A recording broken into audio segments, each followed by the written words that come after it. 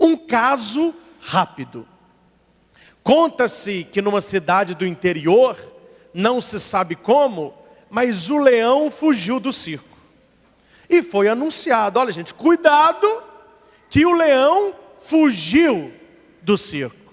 Mas não fiquem preocupados, ele é manso, até hoje ele nunca comeu ninguém. E isso não acalmou a população, o pessoal ficou desesperado. Um homem que dava assim de mais corajoso, não, esse leão deve ter fugido para a mata, ele nunca que fugiu aqui para o centro. Eu vou lá no boteco tomar a minha birita.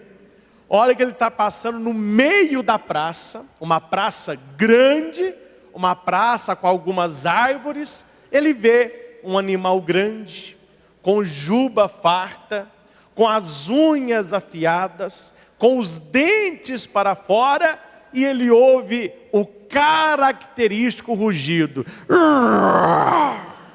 Aquele homem fica desesperado. Ele corre para um lado, joga pau, joga pedra, sobe na árvore, começa a chorar, começa a correr. Me arruma uma cadeira, gente. Me arruma um revólver. Socorro, aquele escândalo. Nisso aparece quem? O domador. O domador, com toda a sua calma, com um chicote nas mãos, ele nem dá a chicotada no leão. Ele dá a chicotada no chão. No primeiro chicote, o leão já abre o olho. Ele aponta a jaula, levanta a vara para o leão como hipnotizado, olha para o domador vai andando na frente e o leão atrás. Hora que chega perto da jaula, ele dá o segundo chicote, o leão abre mais o olho, ele aponta a jaula. O leão, como um gato, vai andando, entra na jaula, ele fecha a grade. Nisso o homem desce e falou, olha, se você não aparece, eu não sei o que eu tinha feito com esse animal. Ainda bem que você chegou a tempo. Aí o domador, eu vi a sua calma perante o leão. Aí o homem todo desconcertado, no ouvido do domador, ele disse, como que você consegue manter a calma perante um animal deste tamanho? E o domador só disse, é questão de estar preparado, é treino. Eu sou o domador há anos, eu nasci no circo, e você não estava preparado para enfrentar o leão. Volta o domador com o leão, e o homem depois dessa teve que procurar um banheiro, porque me contaram que o óleo desceu, aquele óleo grosso. Aí o homem teve que procurar um banheiro. Meu irmão, o exemplo é até bobo, mas é para você entender aonde eu quero chegar. Por que que um homem reagiu de maneira diferente do outro? O problema era o mesmo, havia um leão no meio da praça. Por que que o primeiro se desesperou e ele viu que ele era impotente perante o leão? E o segundo, ao invés de ser dominado pelo leão, ele domina o leão. Qual é a diferença dos dois? O treino. Um era capacitado, o outro não estava capacitado. Note que aparecem problemas semelhantes na vida de pessoas diferentes. Eu atendo muita gente que cada uma traz um problema. A maioria, claro que há aquelas variáveis, mas o problema é o mesmo. Há pessoas que superam o problema. Outras vêm com o mesmo problema e esse problema está arrebentando com ela e com toda a família. Qual é a diferença? Preparação, capacitação, determinação. Uma se preparou para as intempéries da vida, a outra não. Problema todo mundo tem. Nós tivemos, nós temos e nós teremos. Problema faz parte da vida. Desafio faz parte da existência. A questão esta noite, eu não quero ensinar você a não ter problema. Eu queria ter a receita para ensinar. Todos nós temos. Resolve um, aparece outro. Já que eu não posso mudar isso, eu posso me treinar para que aquele problema que parece um leão, ele não me domine, mas eu esteja capacitado para dominá-lo e colocar o problema no seu devido lugar. Para nos guiar nessa reflexão, vamos à Bíblia. Sem Bíblia, nós não caminhamos muito longe, não. Vamos aí para o texto que eu citei, o capítulo 20 do segundo livro de Crônicas. Aqui fala de Josafá. Josafá era rei de Israel, um rei temente a Deus, um rei que se preparou para ser rei. Um dia eu estava comentando com um empresário, depois de uma palestra do projeto na empresa dele, sobre sucesso e busca de realização profissional. Ele me falava assim: padre, até para ser rico, a gente tem que estar preparado. Interessante isso. Tem gente que acha que não. Não, me dá dinheiro aí que você vai ver. Se a pessoa não está preparada para ter, ela recebe muito, mas o ralo leva tudo. O que vem fácil, vai fácil, porque as pessoas não estão preparadas. Josafá era rei, mas ele se preparou em Deus. A pergunta que eu faço para você que me acompanha: você está se preparando para quando os seus problemas vierem? Eu não estou aqui falando para você ser uma pessoa histérica. Ah, padre, eu já tomo remédio para a doença não vir. Eu, quando vejo que vai chover, eu nem lavo a roupa. Talvez nem chove, mas pelo menos eu não... Não, isso a pessoa está doente. Eu estou aqui falando de pessoas que se preparam para viver a sua vida, seja na fartura ou na penúria em Deus, porque os problemas podem vir. E aqui eu já vou dar um cutucão. Para com essa fala de pessoa que não tem fé. Ai, é por que comigo?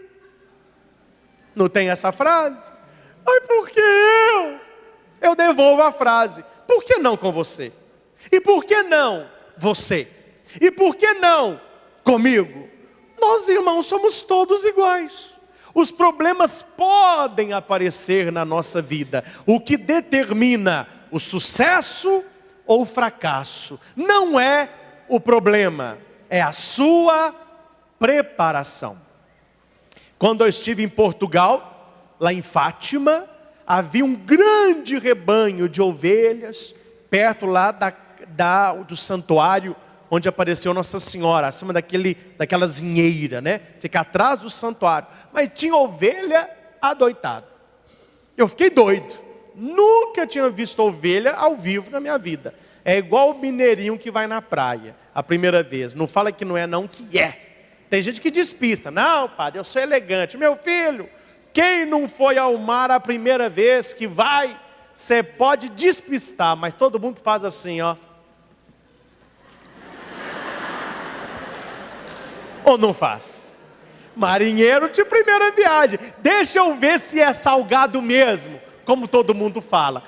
Eu fui lá para ver as ovelhas. E vendo as ovelhas, o pessoal foi andando uns, outros foram ficando para trás. Nisso apareceu uma rapariga, que é uma moça. Assim, lá é moça. Ela, mais jovem, de os seus 14 anos, carregando uma ovelha enorme. Eu pensei, eu não dou conta de carregar uma ovelha desse tamanho. E ela carregando a ovelha, a gente viu que estava pesado, tirou de um redil, levou para o outro, soltou a ovelha, ela já saiu toda feliz. E alguém perguntou: como que você é uma moça tão frágil, tão magra, você está a conta de carregar uma ovelha deste tamanho? Ela respondeu: ora pois, quando comecei a carregar, ainda ela é pequenininha, era pequitita. Quando comecei a carregar, era petitita. Ou seja, ela começou a carregar a ovelha, ela não era daquele tamanho não. Ela começou a carregar de pequenininho. À medida que a ovelha foi crescendo, os seus braços foram acostumando com o peso. Ora pois, se você começa a enfrentar os problemas pequenos com determinação e seriedade, você está treinando para quantos problemas vierem grandes, você vai ter resistência. É por isso que eu prego muitas vezes contra, e muitos não me entendem, o papai e a mamãe que faz tudo para o filho, ao invés de ajudar, atrapalha. Porque quando ele fica adulto, ele não dá conta de carregar problema, porque não acostumou de cedo a se responsabilizar pela própria vida. São coisas pequenas, são pequenas coisas que vai nos treinando. Josafá, ele acostumou de cedo a lidar com problemas. E aqui no capítulo 20, ele não enfrenta mas 3 problemas. E não é um de cada vez não, são os 3 de uma vez só. Qual é o problema de Josafá? Leio no versículo 1. Os Moabitas e os Amonitas, acompanhado dos Maonitas, fizeram guerra contra Josafá. Resumindo a história, não era um exército, não era um povo, eram 3 exércitos e eram 3 povos, 3 contra 1. Eu nunca fui de brigar na escola não, eu fui mais quieto. Já contei para vocês um pouco das minhas peripécias, né? Eu era pintão, eu era muito arteiro, mas eu nunca fui sem educação. E eu nunca fui de ficar brigando não, porque a escola tem isso. Na minha época, acabava a aula, tinha aquele grupinho lá, tá no olho, e ficava empurrando os outros. Eles não queriam brigar, mas tinha a turma do, né? Falou da sua mãe, falou da sua irmã. Aí tinha que ter aquela briga, né? Mas eu lembro disso. Quando um ia bater no outro, e o fraco tinha alguns companheiros, apareciam mais. Aí o pessoal, aí não dá. Como que 3 vai bater em 1? Isso aí é maldade, isso é deslealdade, está errado. Vocês já escutaram esse caso? Na minha escola tinha muito disso. 3 contra 1, perde. Josafá se viu na mesma situação. Ele sabia que ele não tinha força para guerrear contra 3 exércitos. Primeiro ponto para você que tem problema, vencer o problema. Preste atenção. Josafá procurou conhecer quem o iria atacar. A Bíblia não me diz, depois disso, 3 exércitos atacaram Josafá. Não. A Bíblia não diz 3 povos. A Bíblia diz Moabitas, Amonitas e Maonitas. Nominal. Significa o quê? Que Josafá sabia claramente qual era o seu problema. Primeira coisa para vencer o problema: conhecer o problema. Não minimizar, não maximizar, mas ter uma visão realista do problema. Quando você está dentro do problema, ele parece maior. Quando você está fora do problema, ele parece menor. Por isso que tem gente que sabe a solução do problema para todo mundo, mas ele não consegue resolver os seus próprios. Porque quando se está dentro, é grande. Quando se está longe, é pequeno. Quer um exemplo? Chega no pé, perto de um prédio, chega na base do prédio e faz assim, O prédio parece enorme, mas quando você está passando na rodovia, de longe, você olha o prédio de longe e parece o quê? Amém? Quem está muito perto do problema, aumenta o problema demais. Então a primeira coisa é você se distanciar, para ver o problema do tamanho que ele é. Josafá fez isso. Segundo, não tenha medo de sentir medo. A coisa mais comum é isso. Você tem um problema, você se sente preocupado, incomodado, tem medo. Claro, a pessoa faz um exame, padre, me dá uma bênção aqui. Um médico falou que pode ser uma coisa grave. Eu ficaria assustado se você chegasse perto de mim. Ô padre, dá uma bênção aqui. Que alegria é essa? Não, porque eu fiz um exame ali, é coisa grave, é coisa...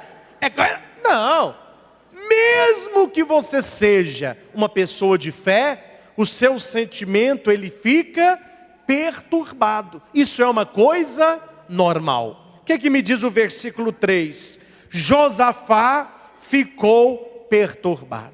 Era um homem de Deus, mas mesmo quem tem fé, nós sentimos medo. Eu fico preocupado. Amém? Quem não fica preocupado aí? A gente fica ansioso. Nós temos às vezes maus pressentimentos. Nós nos sentimos pequenos, a gente se sente mal. Quando tem um problema na vida, tem gente que não come direito, tem gente que come tudo que vê, tem gente que não dorme, tem gente que dorme o dia inteiro, tem tudo. Isso é uma coisa aceitável. Josafá se perturbou, nós também vamos ficar perturbados, mas não podemos parar aí. Ele dá um passo a mais. Preste atenção. Josafá se dispôs a recorrer ao Senhor e promulgou um jejum para todo o Judá. Quando ele viu que o problema dele era maior do que ele, o que ele fez? Eu vou suicidar. Tem gente que fala isso. Eu me mato. Meu namorado me largou, eu me mato. Me mato. Perdi o emprego, me dá um revólver, me mato. Me mato, acabo com isso. Meu irmão, leia a história de Josafá. Um homem de Deus que tinha um problema maior do que o seu. Quem tem um problema aí maior do que 3 exércitos indo lá na sua casa para te guerrear? Você me fala que problema que é esse? Josafá tinha um problemaço. Primeiro, ele conhece o problema. Segundo, ele toma consciência de que sozinho ele não pode. E ele não tem medo de sentir medo, mas ele não para no medo. Quando o problema é maior do que eu procuro algo que seja maior que o problema. Amém? Repita comigo. Quando o problema é maior do que eu procuro algo que seja maior que o problema. E responda em voz alta: quem é maior que o teu problema? Quem é maior que o teu problema? Aplauda quem acredita nisso. Bem bonito. E diga para quem está do teu lado. Diga para quem está do teu lado: meu irmão, minha irmã, Deus é maior que o seu problema. Acredita nisso.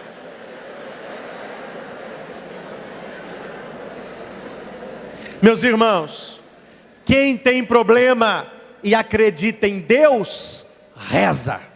Reza. Josafá, maravilhoso. Eu fiquei fã de Josafá. Josafá se coloca na presença de Deus e ele reza. Olha a oração desse homem, se não devemos imitar. Senhor, Deus de nossos pais. O que é Deus dos nossos pais? Eu não sou o primeiro que estou tendo problema, não. Meus pais tiveram, meus avós tiveram, meus bisavós tiveram. Quem está do meu lado tem, quem está atrás tem, quem está na frente tem, quem está me escutando tem, quem está me assistindo tem. Não sou só eu, não. Eu não sou a última bolacha do pacote, não. Não é o fim do mundo, não. Por isso, Deus de nossos pais, não sois vós o Deus do céu e o soberano sobre tudo? Tendes em vossa mão a força e o poder, e ninguém vos pode resistir. Meu irmão, isso é oração para quem tem fé. Mesmo que você vá ao médico e receba um exame, você está com câncer, o seu filho está usando droga, A sua filha caiu na prostituição. O seu marido está traindo você. Os seus colegas de trabalho estão tramando contra você. A sua vizinha fez macumba para você. Deus, tendes em vossa mão a força e o poder. E nada pode vos resistir. Maior que a droga que o meu filho usa é o teu poder. Maior do que aquela mulher que quer o meu marido é o teu poder. Maior do que o meu câncer é o teu poder.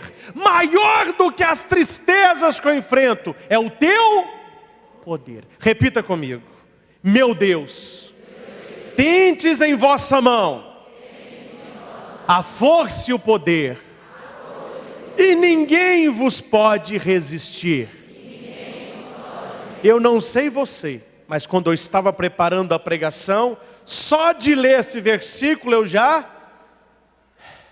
acalmei um pouco.